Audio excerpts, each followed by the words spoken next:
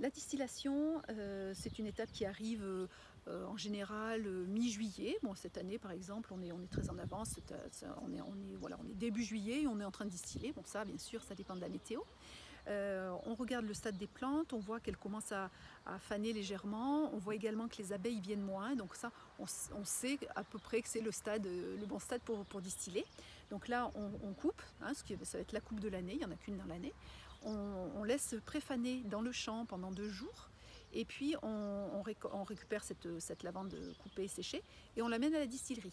On remplit la cuve, on tasse bien pour pas qu'il y ait de trous, qu'il y ait de cheminée et pour que la vapeur fasse bien son travail. Donc on va bien tasser cette lavande.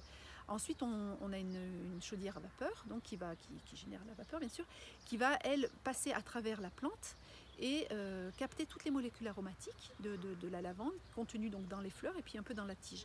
Ensuite cette vapeur donc chargée de molécules, elle va repartir et elle va traverser en fait ce qu'on appelle un condenseur ou un échangeur qui lui est rempli d'eau froide. Donc la condensation opère et puis on récupère donc dans l'essentiel le mélange enfin, de vapeur et d'huile essentielle.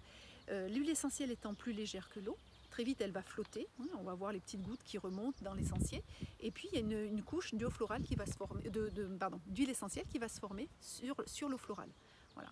Ensuite, quand il y en aura suffisamment, quand on va arriver au bout de 3/4 d'heure, 1 heure, on va récupérer cette eau florale par un phénomène de débordement, hein, puisqu'elle en fait, hein, elle surnage sur l'eau florale.